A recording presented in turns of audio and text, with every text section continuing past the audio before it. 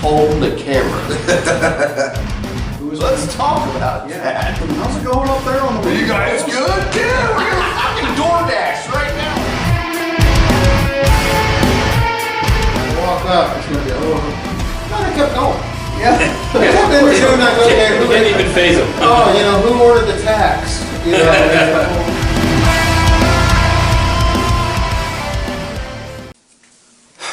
All right. Good morning, everybody, and welcome back to the Shank Redemption podcast.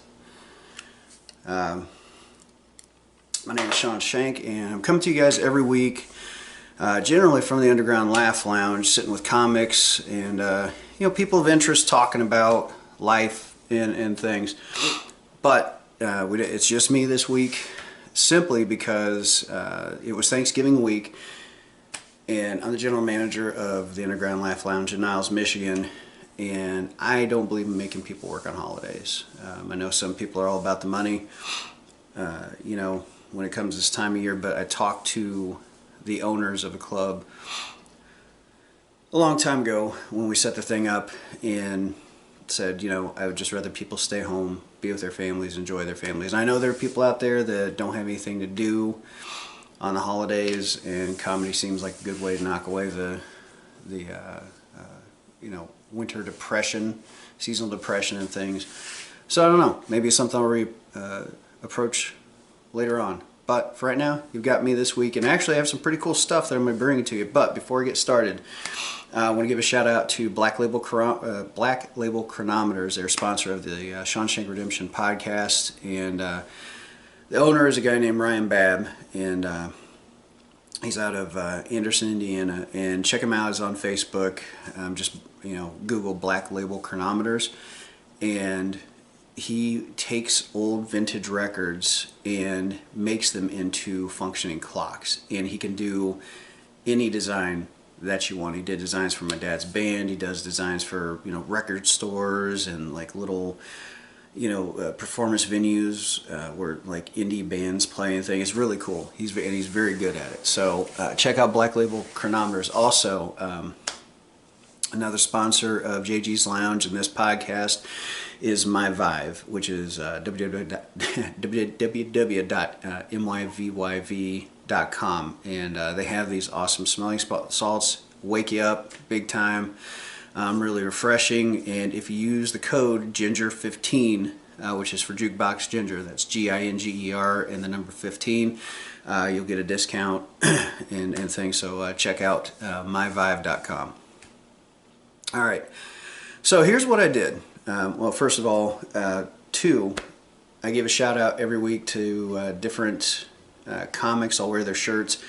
Today I'm wearing the shirt here. I'm going to stand up and show you right here. That's right, Wiley's Comedy Club down in Dayton.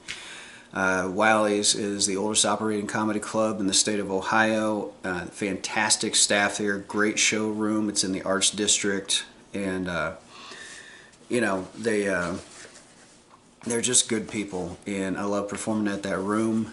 And it had been, I'd performed there 20 years ago, and then there was a 20-year break, and then I got to do a co-headline with Mike Merck and Terry McNeely last year, and it was fantastic. I'm going to be back this January, so big fan of Wiley's. And I want to give also a shout out to another comedian who's very sick right now. His name's Troy Davis, and Troy's one of the best guys in the industry. And I was, that 20 years ago, I was working with Troy Davis at Wiley's, and before the show, like, comics will do stuff, just to pass the time. And when we got there, and I can't remember if they call it the Denver District or Colorado something. It's just the Arts District down there, and a lot of cool little shops, like neat little vendors on the side of the street. They're selling all this awesome food. I mean, it is just a cool place to hang out. And Troy was like, "Hey, you want to walk down the street with me?" And he goes, I've looked at a lot of the shops, he said, but I haven't been in all of them. And I said, sure, you know, he's one of my oldest friends. So I was like, yeah, let's kill some time. And so we're walking, we go in a bunch of shops, and then we get towards the end of the street, and he goes, hey, I haven't been in this one. And he goes, you want to go in? I said, yeah, sure, why not? You know, still had probably like an hour before we even had to be at the club. So we walk into the shop, and there was no sign on the outside. All right, there was just, you know, the Reading Rainbow that goes like this, and it's got the puffy cloud at the end. Didn't occur to me what that might mean. I'm just, you know, a country kid from Deer Creek, Indiana. All right, and so we walk in, and the guy behind the counter, because the counter was like right there. As soon as you walk in, there's like a ramp, and it's right there at the entrance, and his eyes got real wide, and he's looking at both of us like, what the hell? And you know, I thought that was a weird reaction, but I just kept walking in.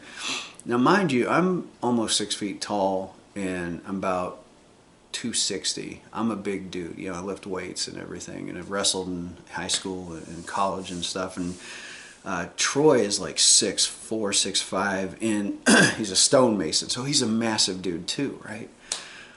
And so we walk in, and there's nothing in the center of the floor. There's just stuff hanging on the walls all the way around the thing. And I'm looking around, and I'm noticing like there's a lot of naked dudes on all the stuff in here. Like a whole lot of naked dudes.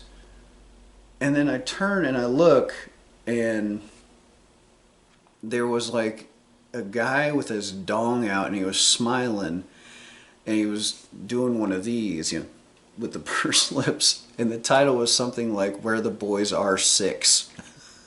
It was like that moment in a movie where the character has a realization and the camera snap zooms on him, and I just look over at Troy and I go, I think we're in a gay porn store, Troy. And he looks around and he goes, you know, I think we are.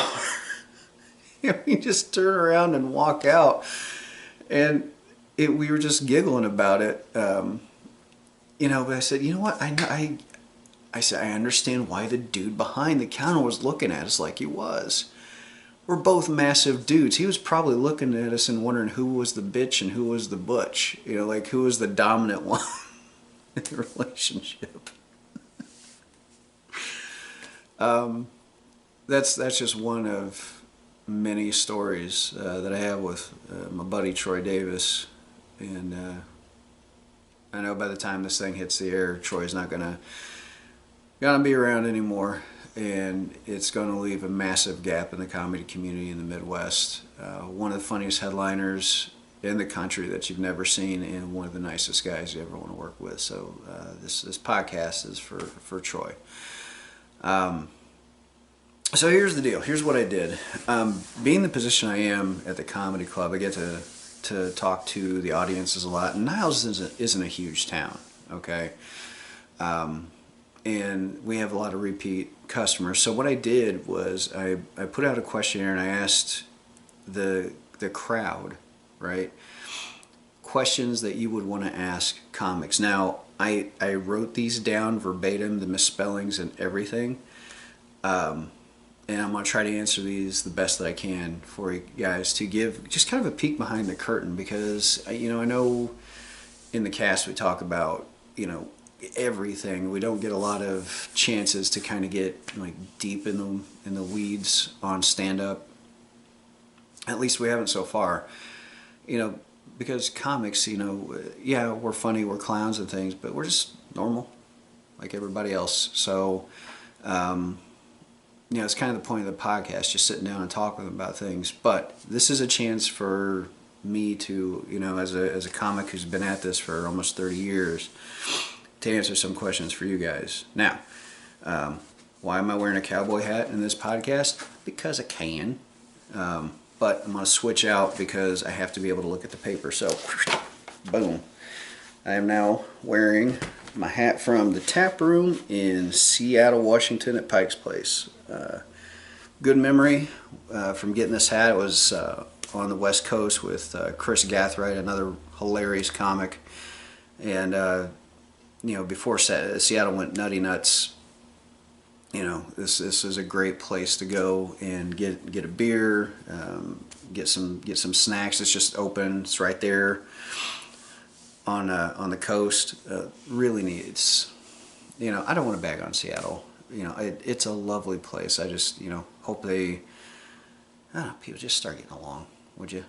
All right. So here are the questions that were asked of me, and then the last half of this is going to be me giving a set of questions to my wife and what it's like to be married to a comic, because she goes with me to a lot of my shows. She travels around the country with me, and she gets a lot of questions, especially when she's off stage, and she tells me about them. So I thought, you know what, this would be perfect time for her to answer those questions that you guys might have, right? So, all right, first question: is there a retirement age for comedians? Not really. I mean, we go until we can't go anymore. And comics, if they're any good, are like wizards in cheese and wine. They just get better with age, okay? You know, there are so many comics that bookers are kind of, I don't want to say turning a blind eye to, but they're not booking them as much in favor of younger guys and gals who honestly aren't as talented. Now, I'm somebody who books a comedy club, I book, you know, a brewery, I book a higher end entertainment bar, and just other one-nighters and things. And I can tell you that these older comics, they get on stage and they just absolutely dismantle a room. I mean, Rodney Dangerfield, if you think about it, didn't start until he was in his 50s, and he became one of the most prolific. He's legendary. You know, he's up there with the Carlins and the Carsons and everybody else. So, no, age doesn't really affect us that way, because our art is through, you know, the speaking thing. But I also think this kind of goes, you know, our culture, I think, is kind of messed up in this country, but it's not just us, it's other places around the world. You know, we're like Japan as an example. You know, they value older folks. Native American cultures, the older you are, the more wisdom you have, the more, you know, value you have to the tribe, But here it's like youth is king and queen, and you know, we need to have value for everybody, right? And you know, I love that old saying, like, when an old person passes, a library passes with them. You know, and this is one of those cases, like, you know, you have an older comic, you know, and she or he just can dismantle places, and just because they got a little snow on the dome doesn't mean that, you know, we should eschew them from the comedy scene. You know, I have one room that I book, and you know, the second year, I think, we were doing stuff, they were telling me, like, we want younger comics. It's like, there are some younger comics that are awesome, don't get me wrong, but don't, you know, discount these folks because they're 20, 30 years older than you. And then I bring them in and they absolutely just destroy the rooms with laughter, where people, you know, they get laughed out, is what it's called, where the audience is so exhausted they can't even, like a white girl getting Starbucks, I just can't even. They can't even after the end of it. Comics like Steve Vyatt and Mike Armstrong, Becky Pettigo, I mean, just go in, and I'm not even saying those are older comics, I'm just saying, you know, they're not in their 20s, and they will absolutely kill a room. I mean, literally make people urinate themselves from laughing so hard. So, no, there's not a retirement age. We go until we're too old to do it, which is nearly dead, or we just get tired of the game. So that's the answer to the question. Do you get paid a lot?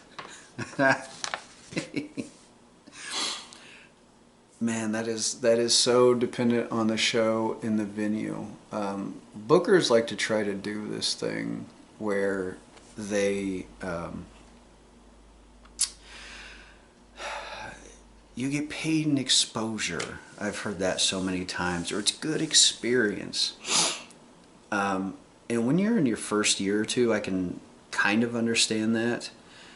But gas costs money, and we have to eat, and we have families, and excuse me, all these other things. And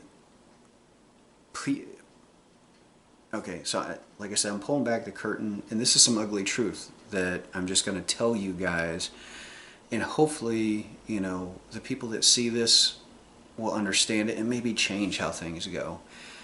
The world of comedy is devalued constantly. You don't see anything in the Oscars for best comedy, right? You don't. But yet, in every single movie, I don't even care the level of drama. All right, Shawshank Redemption, the namesake of this podcast. There's humor in that movie.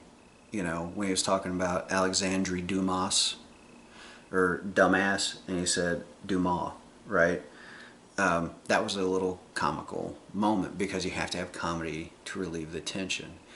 Comedy's used everywhere, but the problem is people don't value it as much because we're clowns, for one, and for two, everybody thinks they can do this, and you can't.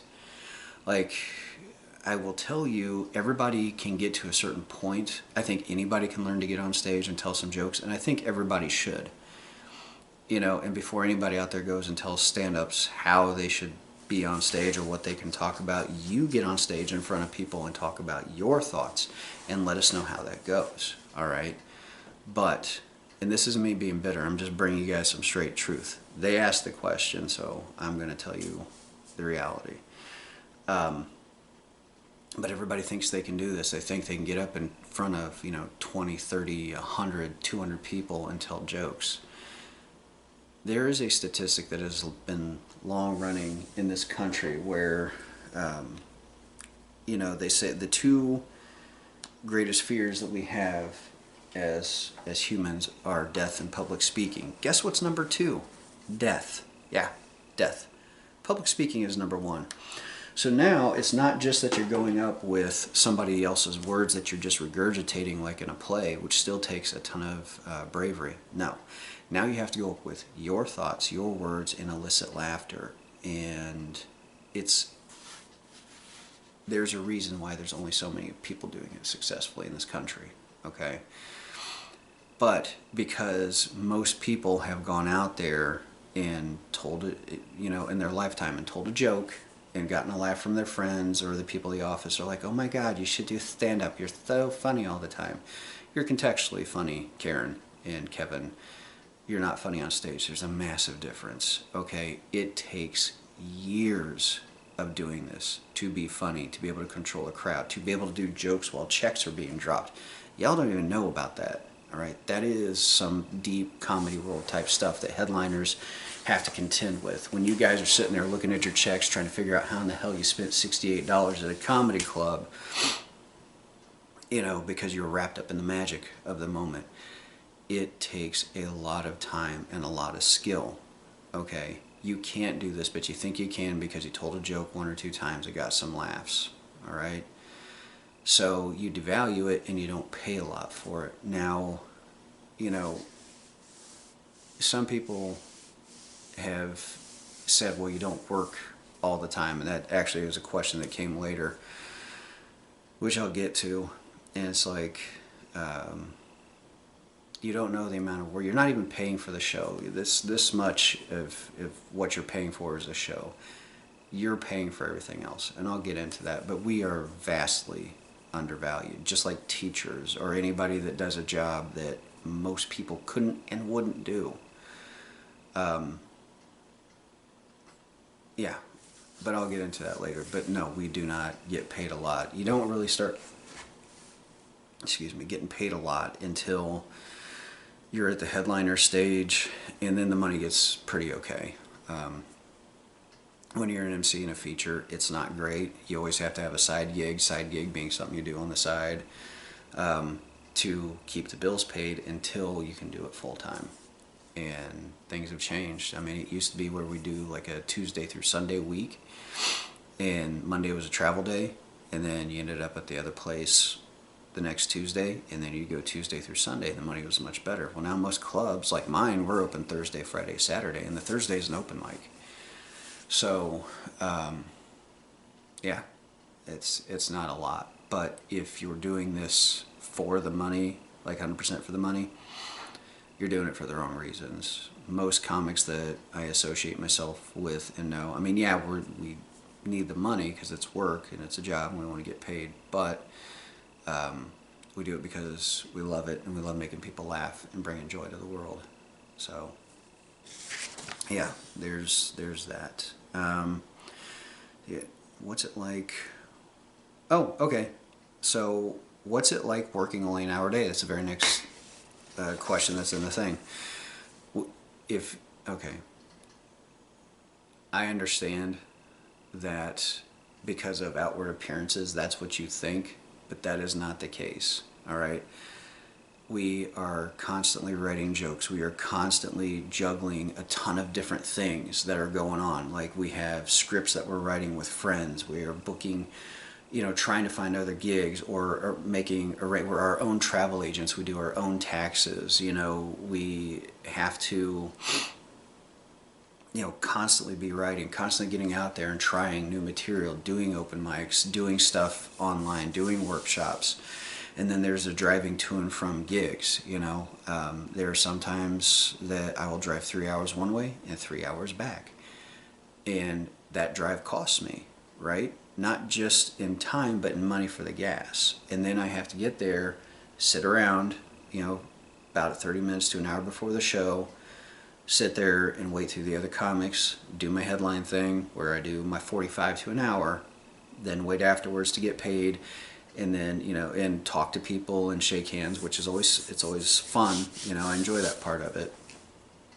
But then there's the 3 hours back. So you add up all that time, that could be a 10-hour day. How much time did you work in the day today, compared to what I did? Not to mention that stage time is vastly different than, and I've worked in factories. I grew up working in factories, okay, and on farms. I know what that work is like very well. Okay, and putting an hour in on stage takes as much energy and adrenaline, because you got to think adrenaline's kicking the whole time and your energy's going out for an entire hour. All right, it is like putting in a 4 to 8 hour day being up there, because just so much energy is going out. It's not just physical, it's mental too, right? So you're talking a ton of work. Is it fun? It really can be, yes, and it's better than having to be, clocking in at 6 a.m. in the morning somewhere, but I'm still on a schedule. I still have to clock in. I still have to show up. I still have to let my supervisors, the club owners, GMs know when I'm in town. It's just different, okay? Now, I'm not saying it's not awesome. Don't get me wrong. And this isn't me whining, complaining, but you guys, you asked me questions, so I'm just telling the reality of it.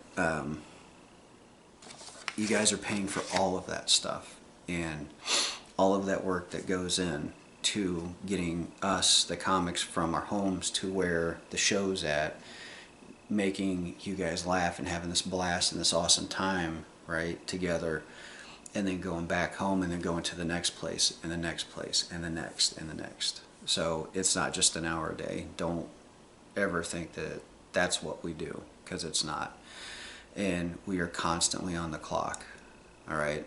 Any comic that you meet that is worth their salt in the business, have them show you their notes on their phone, just filled with jokes, or notebooks. I've got notebooks all around me where within hand's reach, I've got one right here, where if a joke idea comes, I write it down, I work on it.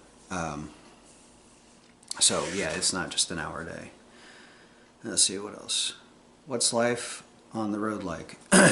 Well, it's funny, I just kind of talked about that a little bit, but it's not easy. It's you get to see some neat things.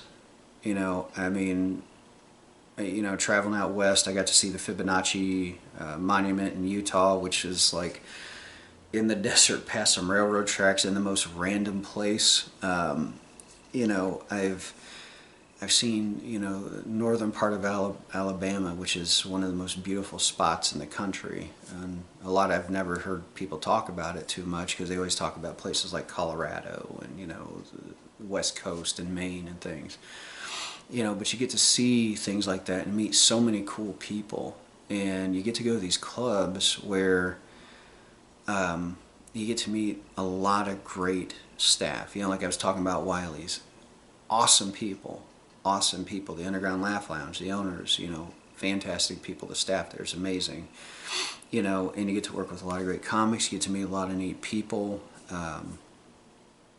You know, and really, it's neat, but you get a lot of windshield time. That's the thing. You know, if you have anybody in your life that is an over-the-road truck driver or delivery driver, ask them what their life is like. And being a comic is a lot like that until you start flying places. Like, you know, I've just gotten to the point now where, you know, people are calling me for gigs and I'm like, well, I'll book a flight, you know, to get there. You know, but my career has developed a little bit slower. Some other guys that I came up with, you know, and they're flying all over the place now. And that's really nice. It's convenient. But still, you get to a place like I'm flying out soon for a gig, but when I get there, literally, I have to take a cab for an hour to the destination. You know, and it's you know, there's a lot of driving, a lot of, you know, stopping in truck stops and cheap places to eat. And you know, when you're traveling 18 hours by car, if you have to, I have traveled 18 hours by car, you know, just to get to the comedy club and then jump on stage right away. And if you can imagine traveling 18 hours and then starting your shift at work, yeah, it can be brutal like that. You drive through bad weather, you know, snowstorms, ice, rain, breakdowns. I mean, it's just everything you can imagine on the road we have to deal with. And it's a lot of being away from families and things. But this is why I don't like having the Thanksgiving shows, you know, going back to what I was talking about earlier. You know, holidays. I don't understand why comedy clubs are open on holidays, except for, I know there are people that don't have family and want something to do. I get it. I understand it. All right, that's not lost on me. But, you know, for those that do, we feel compelled because, you know, your money's only as good as the gigs that you continue to book. And they're not always 100% guaranteed. Stuff gets changed, you get shifted, you get double booked. So many things can happen. All right, so comics are constantly looking for that next gig, next gig, next gig, because we don't have guaranteed work. That's another thing you need to know. It's not guaranteed, right? If I stop trying today, unless I have comics reaching out to me or clubs reaching out to me to give me work, it doesn't come. Like, understand that. It's not like, you know, you wake up every day and that business has been sitting there making widgets, you know, for 20, 30 years, and people have, you know, vested 401ks and pensions and all that stuff. We don't have that. We don't even have a union. We are as wealthy as our next gig. Okay. So it's like anything in life. There's pros and cons. You know, and sometimes you're traveling to dangerous places. Sometimes you stay in dangerous places because clubs, you know, are trying to maximize their profit because there's so much output for labor costs, and you know, you got to pay for the comics and rent and everything else. So yeah, it's you know, I've stayed in what they call comedy condos, and places where there are bullet holes in the walls. And you know, if you ask any comic that's been on the road and stays in the hotel, we get put into the rooms that get what we call the comic's view. And that means you open up the window and the air conditioner is sitting right there, you know, in your window. And then beyond that is like the Penske truck lot, you know, that has the business on the back end of the hotel. All right, those are the rooms that we stay in. We don't stay in the prime stuff. You know, we're by the ones by the ice machine. you know, or the elevator where it's loud all night. But, you know, we're just grateful to have somewhere to stay, because not even a lot of places put comics up anymore. It's like, come here, do your show, figure it out. And it's getting to the point where, you know, they're not even feeding comics, which I definitely don't understand. At our club, comics eat. They don't pay for it. You know, it's...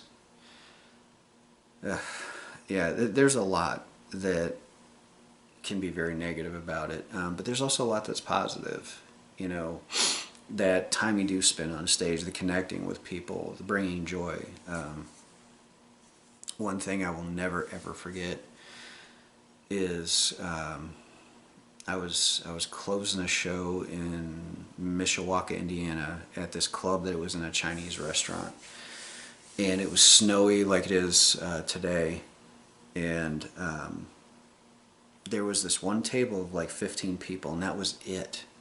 And because it was bad weather out, and it was weird because they were, first of all, they were stage left. There was nobody in the front, like down the middle of the room. They were off to the left, and they were sitting at like a banquet style table, and they were just over laughing at everything. It was the weirdest thing. And you know, I'm funny, but it's like, it was almost like they were too excited and too joyful to be there. You know, we're like, did you guys take some shit before you came in here? You know, kind of thing. And so after the show, in the center of the table, there was this beautiful blonde lady, and she was the center of attention. She had balloons around her and whatever. And they just kept telling me it was a celebration, because I talked to them, you know. I mean, you know, they're the only people in the room, so I talked to them from stage. They kept saying the celebration. So afterwards, I came up and I was like, man, you guys seem like you're just a little too excited to be here. What is going on?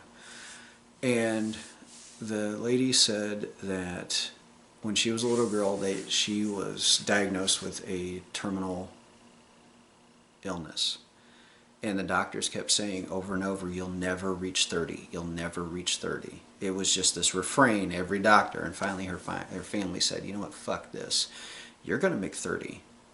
And they researched everything. They all became, you know, adjacent doctors, you know, outside of their daily professions.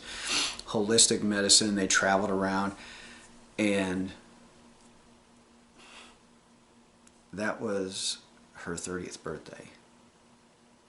And they decided, and this is what they told me, they said two of the greatest things in life are laughter and love, and they couldn't imagine doing something that would bring more joy than to go somewhere that they could experience laughter. And it just happened to land on that club on my night of all nights. And I've never been touched more by something from somebody from the crowd. Yeah, I've met thousands of people over the years, but that one, like, I was crying and snot bubbling. They were crying and snot bubbling, and we were hugging. And it was just this amazing moment. It's like, of all the statistical probability of those folks landing where I was at the time and coming together like that. And when you talk about, you know, things that make it worth being out there, that's one of them. Because a lot of us do this because we do like to bring joy and happiness, and that was awesome. So, yeah, there's some really good stuff that comes from being on the road. All right, so, is comedy hard? Yes. Why are you so dirty? Okay. These transcribed. Okay, so why are you so dirty? Look, I can do clean. I did 45 minutes clean at the Rees Theater in Plymouth, Indiana, last June. I was closing the show. I did like 45 minutes. Now, granted, 5 minutes of it I spit bitching about how I had to be clean, but one guy even screamed from the audience. He's like, "You're ready for your dry bar special?" And I was like, "Probably not." But I cuss. I cuss in my daily life. You know, I'm a college professor, and I cuss when I'm teaching. All right? I cuss. I grew up in a blue-collar family, you know. F-bombs and everything else were tossed about. You know, we kicked those around like a football, you know. So yeah, I cuss in my set, and I find dirty stuff to be funny. All right, I think that's what she said is one of them. It's hilarious. It layers over everything, you know. And yes, I respect clean comics. God love them. They do something that is, you know, to get the level of laughter like a Brian Regan or a Brennan or, you know, Brad Tassel, Chris Youngs, you know, Otis Boggs, people out there that, you know, work hard to stay clean. Brad Miller, you know, I had him on the last podcast with Jerry Donovan. Work very clean, you know. It's an amazing thing. But you know what? Fuck that. I like to work dirty. Now, not as my good friend Davin Rosenblatt, who's going to be on a 4-part series of this podcast, would say, you're not a filthy animal. And I think it's a great compliment because I'm not X-rated. But I do say some shit, so that's why. Because I wanna. Alright, why you're so dirty. Who are your favorite comics when you're on the road? Okay, you know, you want to talk favorite comics.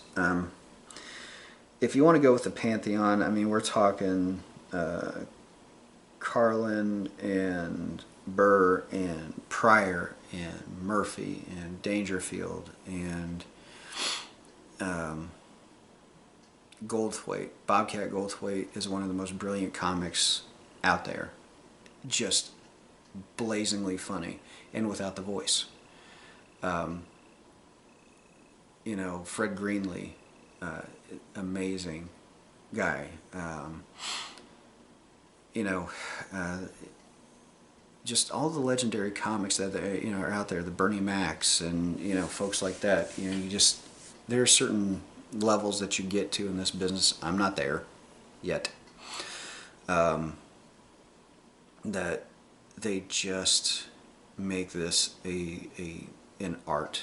You know, when Gallagher was at his zenith, you know, he hold on a second, guys. Yeah, this is. You know what? I'm not even going to edit this out in post because I got to see. All right. Sorry, I had to see if school was canceled because I've got to teach today and it is snowing crazy outside. So yeah, there you go. Real life. Not even going to edit this out in post. Take that, viewer. But there are legends out there.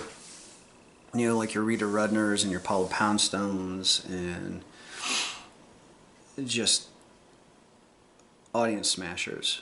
And, you know, I love all of them because, you know, you have to have, I think, a love for this to want to become this, right? But on the road, good God. I mean, Steve Iott, Davin Rosenblatt, Bob Phillips, Sal D'Amelio, Bill Bouchard, Chris Young, Troy Davis, Mark Knope. My God, it's mine. Tyson Cox, Brian Petrie, Mike Merck, Terry McNeely, and I'm going to forget so many people. You know, Ree Ledbetters, the Guild. You know, my God. Dobie Maxwell, Mike Armstrong. There are so many comics that you may not know their names, but you need to. You know, Keith Ruff, you know, the Detroit scene is massive. The Chicago scene is incredibly strong. And there's some people that aren't headlining right now that will be, you know, George Talrico out of Chicago. Guy's going to be a stage killer. He's featuring now, and he's crushing it. And when he gets the time up and keeps working at it, and he's a worker, he's just going to be burning people's faces off. You know, I mean, there's just so many comics that are out there that are fantastic.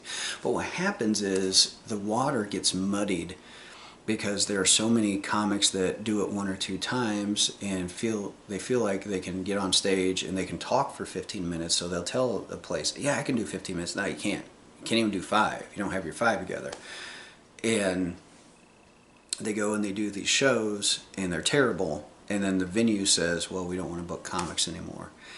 And then you have, you know, somebody that is sitting over here like a Jacoby Ray, I had him on my first podcast. He's got millions of followers, but he is a brilliant stand-up comic. You know, he started as a comic. He didn't start as a TikTok star. That's not his thing, right? In the beginning, he started doing stand-up, and he came up through the ranks. You know, he had that it factor, you know, where he was doing Def Jam and all this other stuff. But he's this brilliant comic, and if he wasn't a TikTok star, he'd be this brilliant comic out there that you didn't know about. But he's put in the same category as that 15-minute guy or gal, right? Because these folks say they're comics. You're not comics. You're open micers that are growing, all right?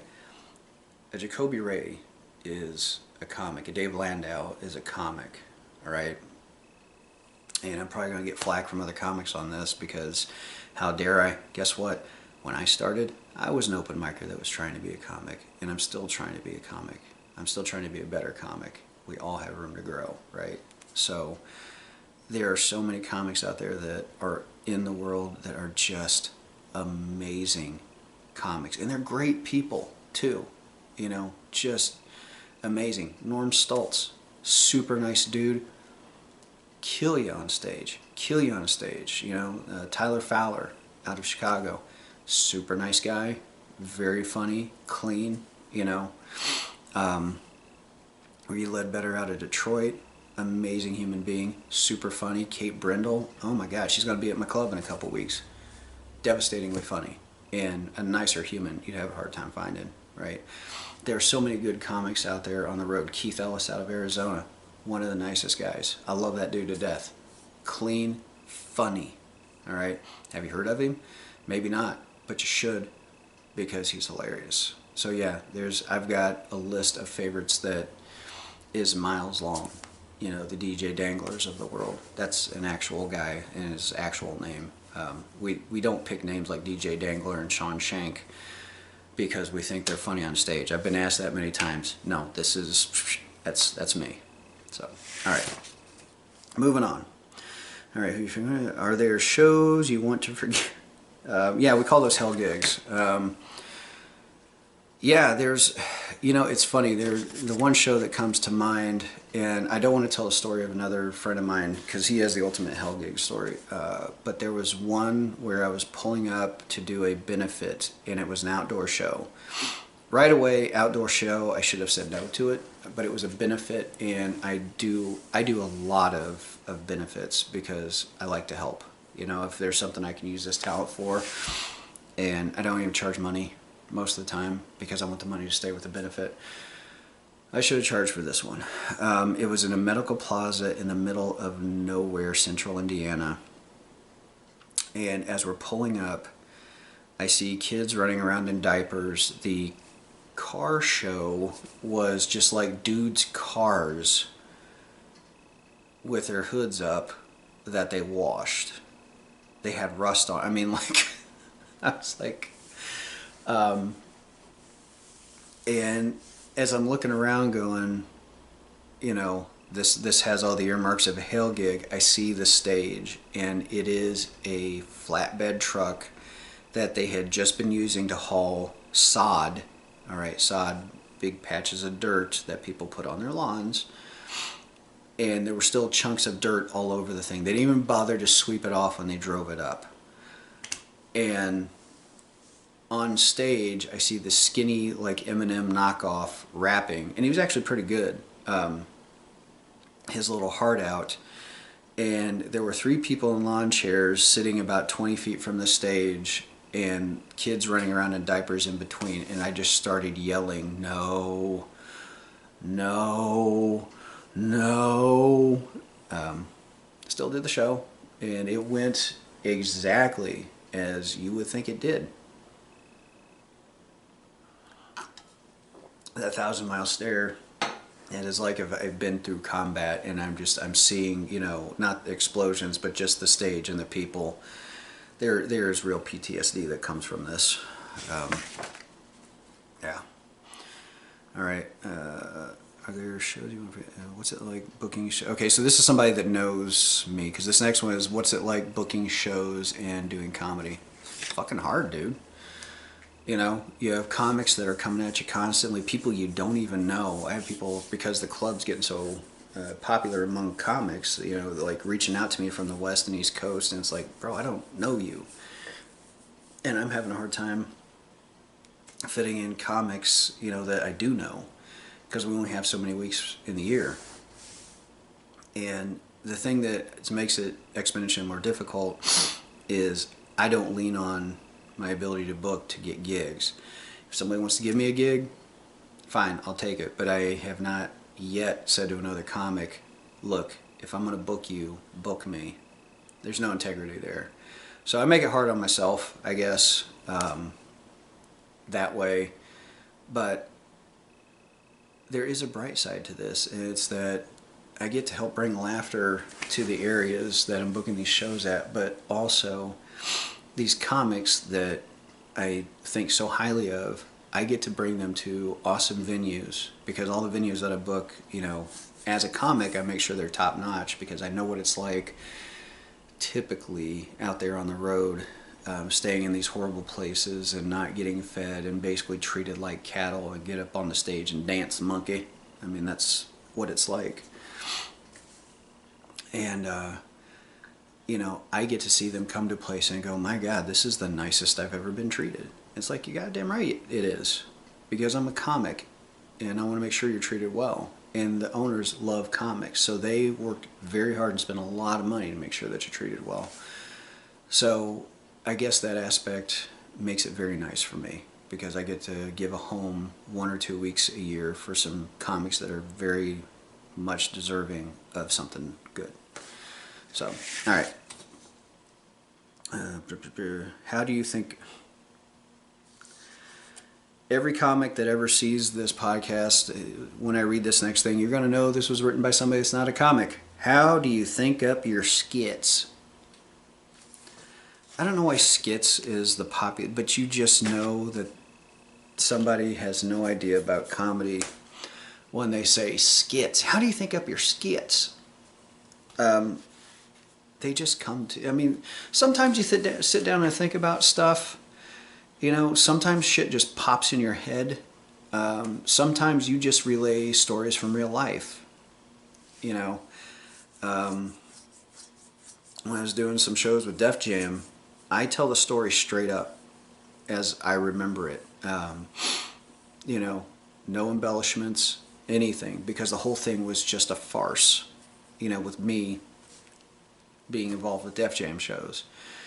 And I mean, it was a great time in my life. I love the memories, I love the people I worked with, you know, Jacoby Ray, Rob Day, Black Coffee, Tony Metro, all the people that had any hands in getting me into that stuff. But I just tell the stories.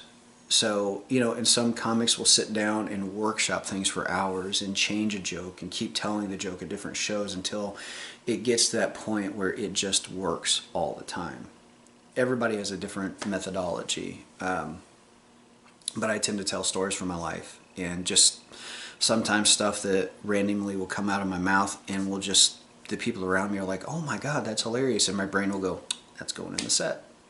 But I will tell you, one of the reasons that comics have notebooks and things all over the place is because we make that mistake of going, I will remember that later. You never do. I've forgotten more material than I've got in my set by hours that I wish I could remember. How do you think up your skits? How dare you? All right. Why do you wear... Okay, this is another one that has seen me before. Why do you wear red shoes on stage? I'm not a fashion person, obviously. But I wear red shoes on stage because I'm colorblind. And it's easier for my eyes to see like vibrant colors like that, for one. For two, not being a fashion guy, I don't like match clothes. I kind of dress down, barely business casual when I'm on stage. But there are things that stand out. Like, I like watches. I'm a watch guy, so I have, you know, different types of like odd styles of watches that people notice, and in my red shoes. And it's just become a thing. And I have a story about fighting to get the liquor license for the comedy club I'm the GM at, and it's called the Tale of the Red Shoe Fuck Man. And I might tell it one of the days on this podcast, or maybe you'll see me on stage. So, all right. Why do comics become comics? Trauma. There are a few of us that love laughter from the get-go, and we're just like, I am going to tell stories, you know, and jokes on stage because I love jokes and making people laugh. And some are purists where they love that, right? But I have yet to meet a comic who has had an amazing life where they just had everything given to them. They were treated well as a kid. They had, one to two siblings that were good people. Their parents stayed married. There's a lot of trauma, and this is a way for us to deal with the things, I guess. I don't know. That's my answer. I'm not going to back down from it. Fucking trauma, all right? But then there are also other reasons. And like one for me, because I went through a kind of a crisis of conscience when it came to stand-up not too long ago.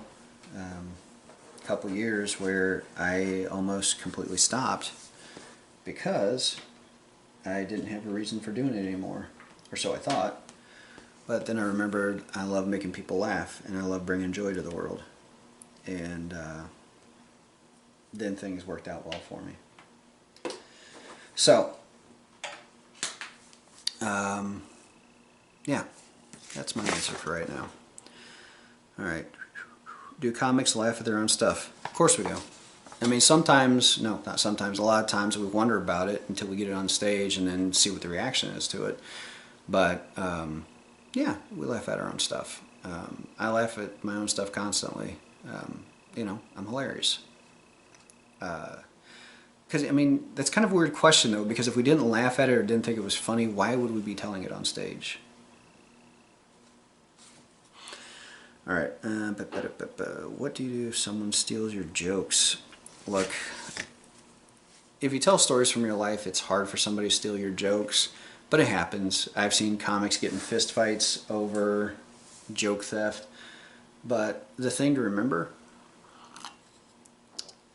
it's all derivative.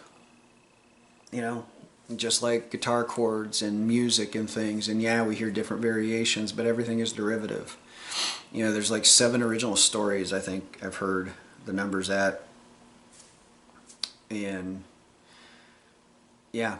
So if somebody steals jokes, I mean, you address it with them, especially if it's a verbatim thing. If you want to look at, and you can look these things up, the fight between Louis C.K. and Dane Cook over an itchy butthole joke. They even addressed it between the two of them on Louis C.K.'s show. And then Carlos Mencia and Joe Rogan. Now I will tell you, I worked with Carlos Mencia, and I know what was said about him, and I know the things that he's admitted to, but I will tell you, my experience with the guy was incredibly fucking nice. All right? Incredibly nice. And, when I was on stage, fucked with me from stage, like, we had known each other for years, because that's something comics kind of do if they work together a ton. They mess with each other a little bit, and he couldn't have been nicer to me. And maybe I didn't have anything you wanted to steal. I've heard people say that, and it's like, maybe, maybe not. But I take people, as they are in front of me. Because, you tell me things about somebody, and I just think, I don't know what this is yet, but I'll be cautious. But I'm just telling you what my experience with the dude was. But yeah, I mean, you'd address it and tell them to stop. If it's like an entire set, then, you can try to get them for intellectual theft of intellectual property, but trying and succeeding are two different things. So my buddy Troy always said, if somebody steals your jokes, don't get torqued off about it. Just ride around them, because obviously they can't. And I love that idea, and I love that work ethic. So yeah, that happens. Actually, I had the one kid, oh God, what was his name? He's from Chicago. He got on America's Got Talent. I've been colorblind all my life, and I have originated this joke years ago about, you know, you can't make fun of, people basically make fun of my disability, color blindness, and I said you can't do that to other disabilities. You can't walk up to somebody in like a wheelchair and tip them out and say, prove it, all right?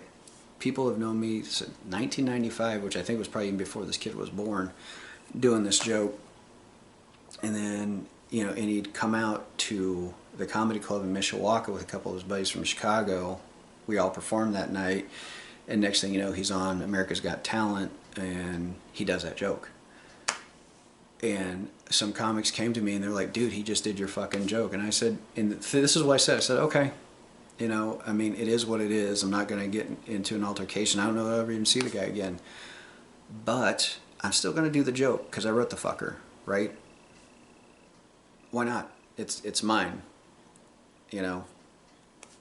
I mean, if somebody wanted to paint the Mona Lisa again, not saying this joke is the Mona Lisa, but you know what I mean? Like if they want to go do a reproduction somewhere and be like, this is mine. Well, that's your reproduction. It's not the original thing. So, you know, and like I said, can always write around it.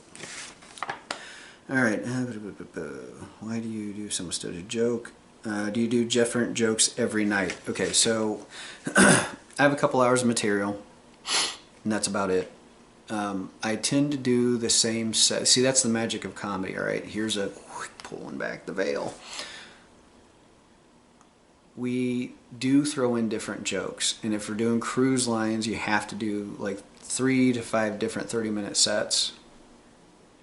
But it's the crowd that changes, not the comic. There are some comics that have been doing the exact same set for 25 years. And you know who you are, you found what worked, and you haven't strayed away from it. But, you know, that's the magic of comedy. And then you have, but then you're like, well, what about Kevin Hart? So those people, some of them are prolific writers and can write a brand new hour, you know. But when you get to that level and you're kicking out a new special every year, and you have loads of money, you pay writers, okay? So big reveal, everybody. It's the audience that changes, not the comic. The comic changes over time. That's why we have open mics, and we will have a whole set. Like if you're doing 45 minutes, you plug in like a new joke at the 15-minute spot and maybe the 25-minute slot to just, you know, make it buffered, right? And if it doesn't work, you move into the old stuff that works. But if it does work, you start working it into the set. That's another comedy term. All right. So yep, big reveal, everybody. And all right, do comics look good? Do you do different jokes every night? Now, that's not saying there aren't comics that don't do that. There's a comic out of Indianapolis. His name's Jerry Goebel. One of my favorite human beings. Just headlined Crackers comedy clubs about a month ago. I've known him for almost 30 years, and he's never done the same set. But he's a goddamn genius, okay? And that is a rarity for somebody to be able to do that. Political comics, was it Will Durst? Was that his name? Lenny Bruce. I mean, like they're reading straight out of the newspaper and they're writing jokes that day. That's a specific talent. Jerry Goebel is a specific talent. But in general, the audience changes, not us. Let's see. How do a, like I said, these are transcribed directly. How do a person becomes a comic? All right. In spite of the terrible grammar here, this is actually a question that's close to my heart. I grew up in Deer Creek, Indiana. All right. My house was surrounded by cornfields and woods. I had no idea how to become a comic. I just knew that I wanted to be funny. And the only person in the area who I had really no connection to was a dude named Captain Stubby. And he was kind of a legend in the Midwest, all right? And I did get a chance to perform with him at the Deer Creek Presbyterian Church, and it was wonderful. It was a fantastic night. And thank you to Reverend David Smook for making that happen. Anyway, But with the internet, things are much easier now. Just Google it. It will give you all kinds of examples, but I'll tell you what I did. I called up Crackers Comedy Club in Indianapolis because I just went into the phone book. We had those at the time, and looked up comedy clubs, and it was the most prolific that was closest to me. And I said, how do I get on stage? Well, you have to sign up for an open mic. But we have a contest coming up. And my dumbass, I don't know why, I said, okay. Because I was nowhere near ready to compete. But I took a class, Judy Carter's class, as a matter of fact. And she taught me some good things. And then Jerry Goebel took me under his wing. Delmar Berkey and Troy Davis was in that group. And we just began workshopping together and going to open mic after open mic after open mic. And I was spending 7 nights a week. After I worked my day job, I was driving an hour and 10 minutes one way to go down to Crackers and not getting paid, and sitting in the sound booth and doing sound for the comics and watching and seeing how they did stuff, and learned and learned. And I asked so many questions.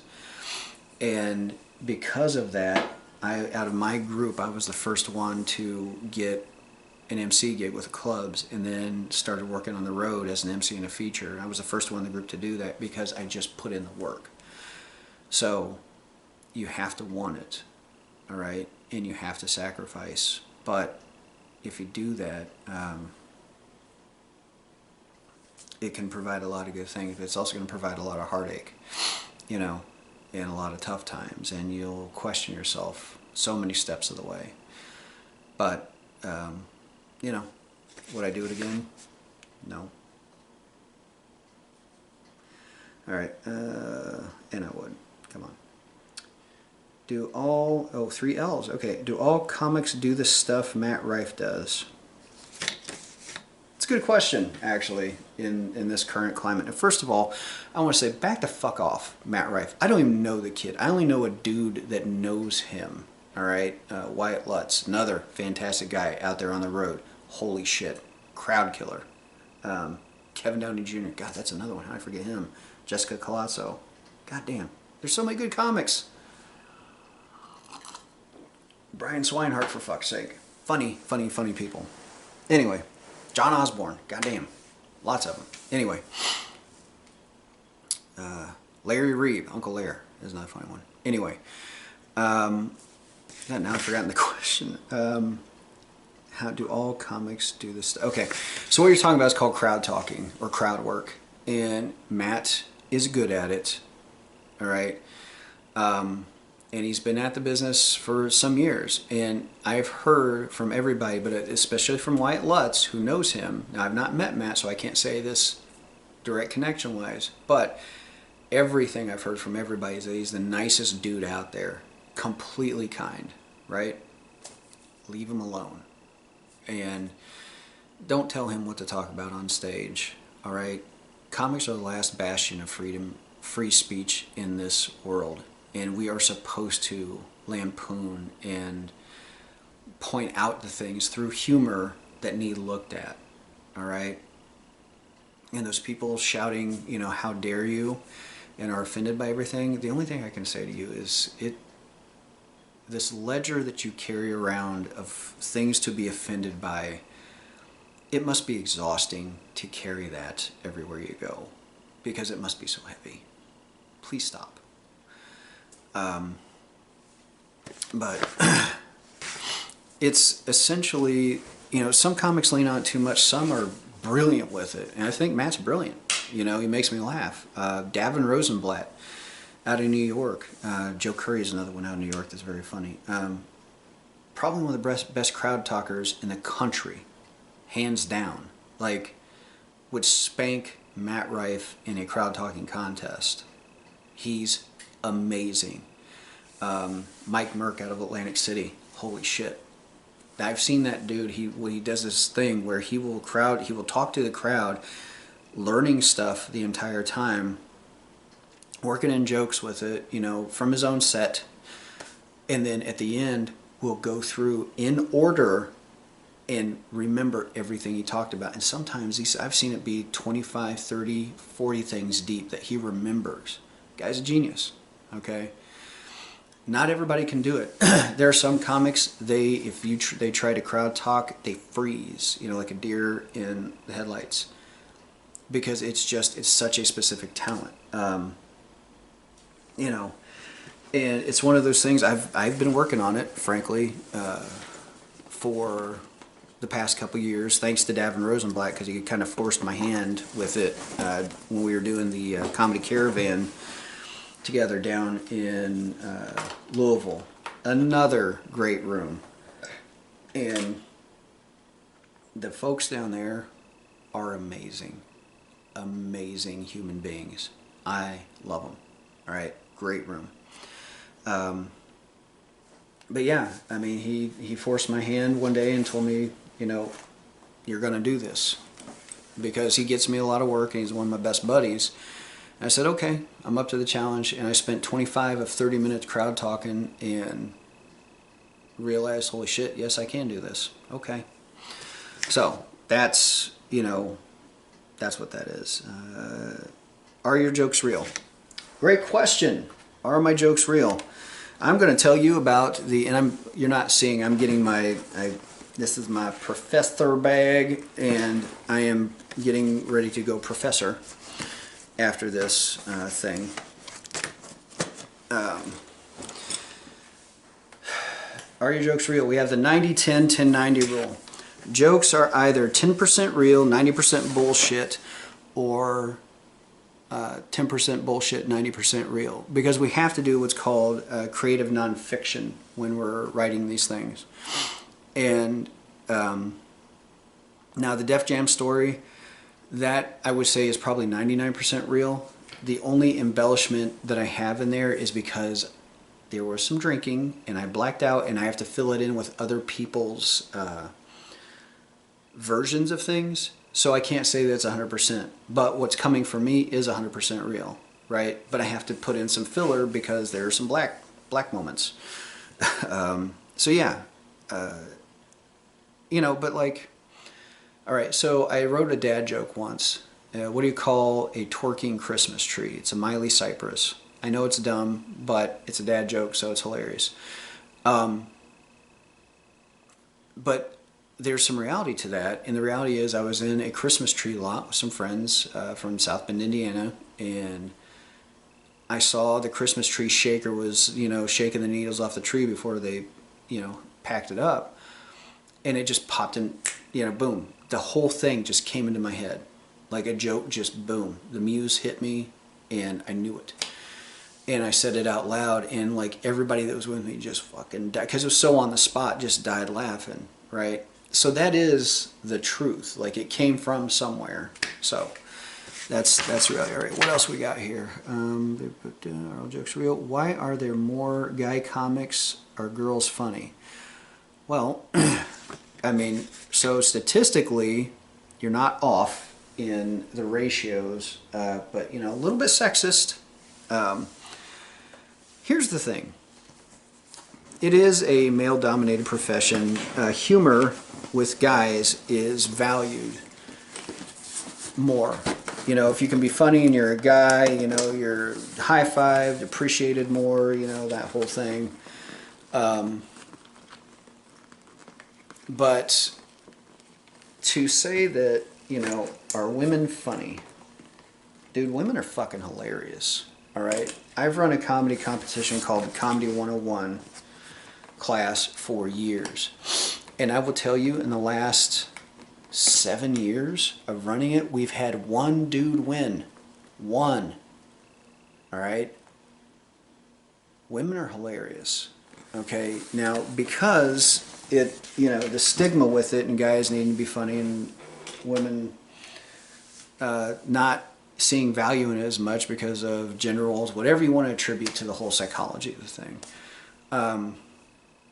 Women are starting to get more and more into the spotlight, but my God, are you kidding me? The Kate Brindles, Ree Ledbetters, Becky Pettigos, Kathleen Madigan, Moms Mabley, you know, Joan Rivers, Phyllis Diller. I mean, there are some female comics out there that will just burn a place to the ground. They are so funny. in our own MC Corps, we have 2 MCs, Murphy and Elise Davis right now, that they're just starting out and they're crushing. They are absolutely crushing. So fuck yeah, women are funny. They're funny as shit. And this is not me white knighting or gatekeeping or whatever. They're fucking funny. Jessica Colasso is one of the funniest women I've ever met. She crushes audiences. I just had Robin Gillerin out of Detroit with her husband Jason at the brewery, a book up in Michigan. She crushed the place. You know, it's, yeah, women are funny. And if you have to ask that question, go out and find some female comics. All right? Watch them. Tig Notaro. Go out and watch them, and you'll find out for yourself that they're funny. And they're not just going to talk about their periods and their boyfriends and, you know. Get away from that stuff. Get out of that mindset. That's, like, I appreciate that question, but it's not a good question. It's kind of a, you know, it's something I've been fighting against for years. You know, and there are some comics out there that will straight up tell you, women aren't funny. But those are comics I don't work with. I have 2 rules when I book, and every comic that I work with knows this. Be funny, don't be a dick. And if you come at me saying women aren't funny, probably won't work with you. You know, I don't care how funny a person is. There's plenty of funny people out there that are, you know, can be nice human beings. So just remember that. All right, this is the last question. I'm going to have to cut this and then, you know, bring Jen in to do her portion of this thing, because I've been on here for a minute. How do you remember all that stuff? Oh, well, this person must want to fuck me. Comics will get that joke. Okay, so typically if a woman or a man comes up to you and they're smiling and twirling their hair and they go, "Oh God, how do you remember all that stuff?" You're probably going to get laid. And I was told that early on in the business, and I always thought it was funny until it happened. It's weird. It's a weird thing for somebody to ask. You know, I get it. I get the question, but you know, the legend surrounding that has proven true, not just with me, but other comics. So I don't know why that's the kicker that goes to the bedroom, but for purposes of, you know, being technical and answering questions, it's like anything. You memorize it. It's your job. Comedy's a job. Okay? Just like you have to go to work and you have to memorize SOPs, you have to figure out SDS sheets. It used to be MSDS, now it's just SDS for some reason. You know, you have to know how things go. You know, if you're in a factory and you have to assemble things on a jig, you have to put things in a certain order, you know, and then you tack things in a certain order. I mean, it's like anything that you have to figure out. But the kicker of it is, it's your writing and your thoughts and everything else. But, you know, if you've ever seen somebody interviewing a rock star and they ask him, "Oh, hey," and they've got their guitar with them or something, he said, "Oh, can you play this?" And the rocker will go, "Oh, give me a second, I got to remember how that goes." And it's always like, "Dude, you wrote the thing. How could you not remember? Are you fucking kidding me?" I have been writing jokes since 1995. There's stuff like my buddy Troy said, you know, he's in hospice right now. I love you, man. And he was in and out of having a lucid moment, and we were talking about favorite jokes that he does that I love, and jokes that I do that he loves. And then he remembered the punchline from a joke that I haven't done since 1997. And when he said it, I just went, "Holy shit, dude." And he and I it was a beautiful moment because he was there with me. So that was really cool. But it was just crazy because I was like, man, I haven't heard that repeated to me, even in my own brain. I didn't know that joke still existed. But he had it in his mind, right? And it was just the coolest thing. But there's so much stuff that's out there that unless I've got it on videotape, I couldn't possibly remember, and probably wouldn't do now because it's not in my voice, right, that I have on stage now. And the comic that I'm going to be 5 years from now will not be the guy that I am today, and with different jokes. Probably, you know, a good amount of the same, but a lot of new stuff too. So, all right. I hope that this was interesting. I hope that this, you know, was a good look behind the thing. I'm grateful. Thank you so much for all the people that answered, or not answered, but asked questions so that I could use on this cast when, you know, we're having a down week for the holiday. I'm going to get out of here because I got to go, you know, get ready to shape the minds of today's youth. And, you know, I appreciate all you guys. And, you know, next segment will be seamless. My wife's going to come in and answer some questions, and then I'll close it out. Hello everybody. So as everybody might assume, I am Jennifer Shank, you know, wife of the amazing Shank. And Sean told me that there were some questions out there about what it's like to be married to him.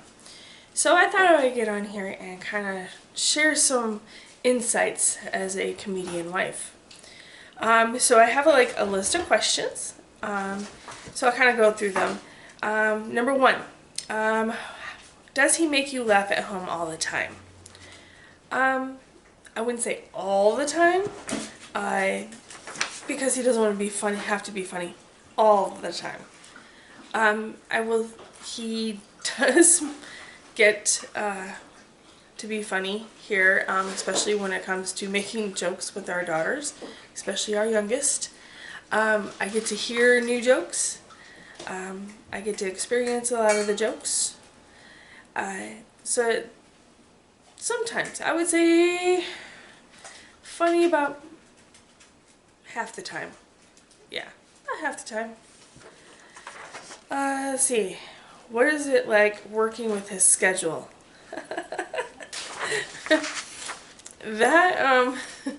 That's always a challenge. But then again, it's the challenge because we both have outrageous schedules between work, kids, dogs, comedy, club, teaching. It's a whirlwind of activity.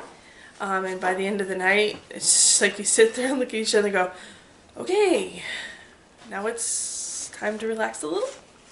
And then he's usually still doing work. So he's always seems to be doing a lot of grading, talking to comics, booking.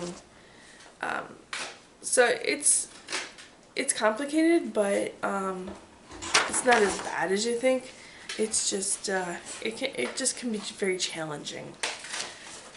Does he talk about you in your relationship in the set? Oh yes.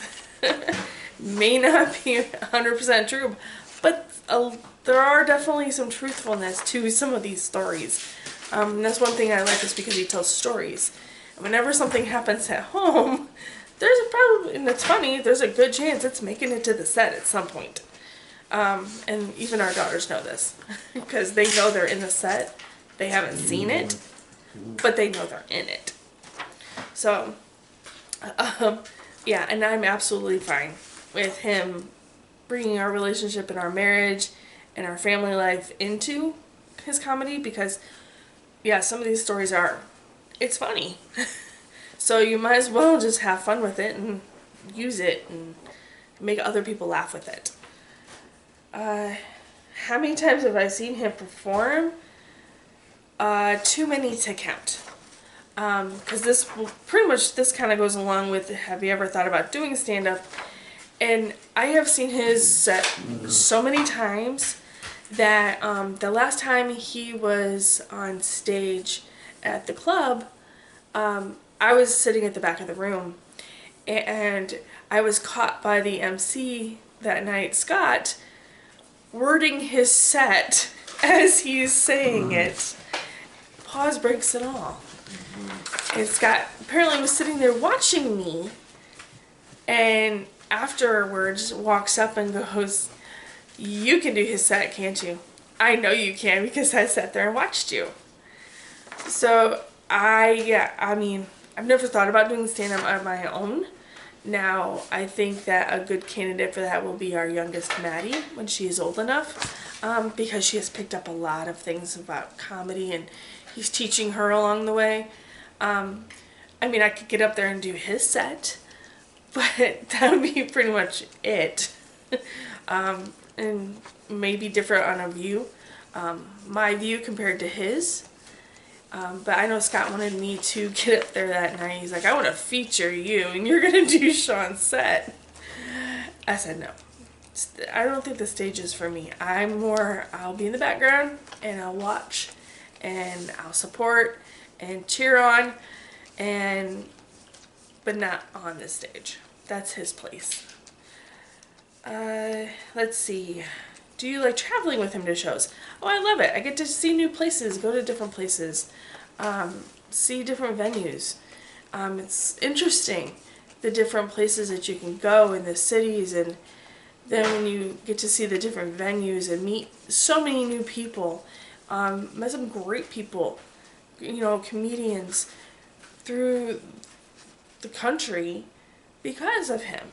So it's like those people are now friends, and I love it because I can experience this with him, and that's more time that we get to spend together, traveling, and the time after, before the set, after the set, during the show, whatever it may be, but it's more time I get to spend with him, and I like that because it's quality time with him. Let's see. What's it like for you when he's gone on the road? Previous jobs he's been on the road, so I kind of got used to, he'd be gone for possibly a week or 2 weeks, or I think the longest was probably 3 or 4 weeks. So it's one of those, I miss him terribly, talk to him daily. I don't sleep as well without him. But, I know that he's coming home, so it's like a countdown of when he's coming home. And it's, I configure the schedule and to get the girls where they need to go and make sure everything is, taken care of here at home while he's gone. And he probably configure usually when he's gone, I do something here at home. And so when he comes home, it's like, oh, okay, I did a thing. So you never know what I'm going to do. But it's something that I've unfortunately grown a little used to. But it still never makes it easy. So, but I would know, he's coming home. It's just then when, So,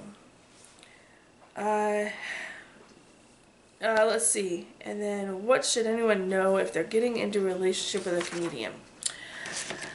Okay, so when getting into a relationship with a comedian, one, they're not always going to be funny. They can be very moody.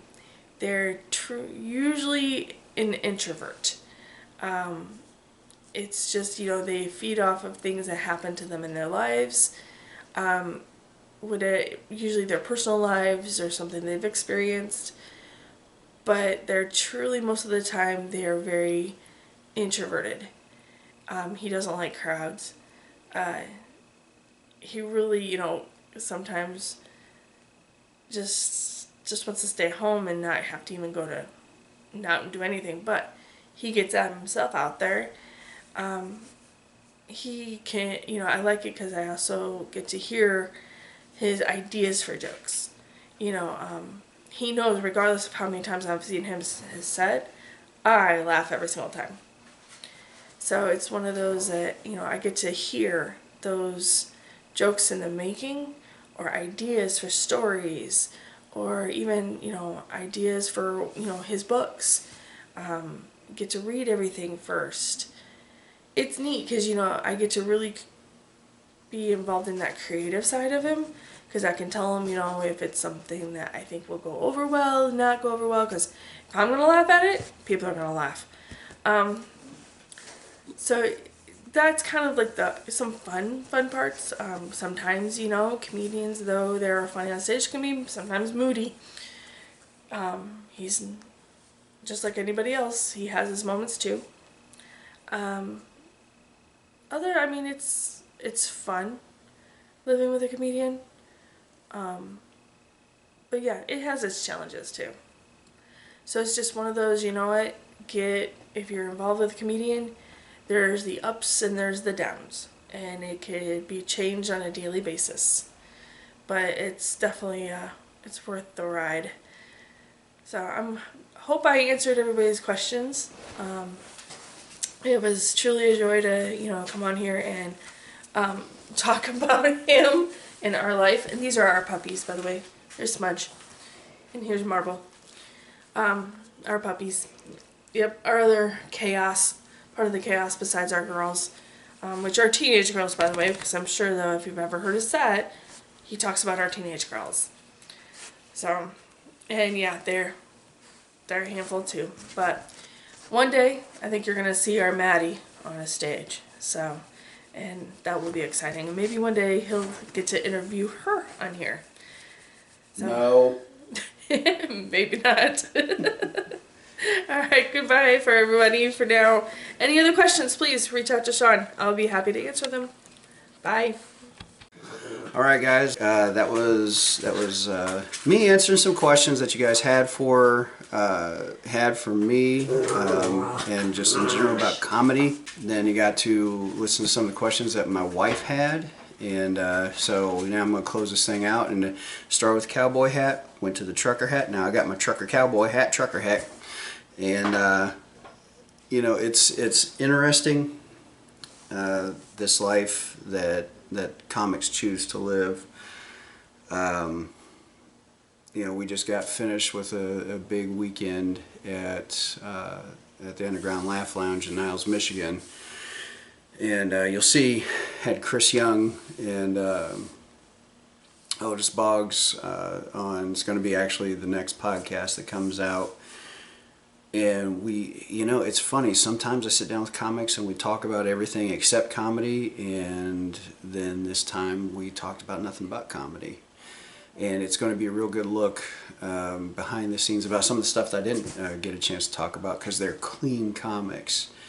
I'm not a clean comic. I can swing clean, as I discussed earlier, but I mean, these guys are the real deal, and it's pretty cool. So hopefully this gave you a taste, and for those that are wondering what it's like to be involved with a comic, this gave you an idea of what that's like. But always appreciate you. Don't forget to check out myvibe.com. Use the code SHANK15, SHANK, number 1, number 5. Awesome smelling salts. Also, don't forget to check out Black Label Chronometers. Ryan Babb is a master at creating custom clocks. And use the code again, SHANK15, SHANK 15, and you'll get some discounts with that too. So, thanks for joining me. Thanks for joining us, me and the wife. And thank you. It's so professional. But as always, remember. Guess what it comes down to is get busy laughing or get busy dying.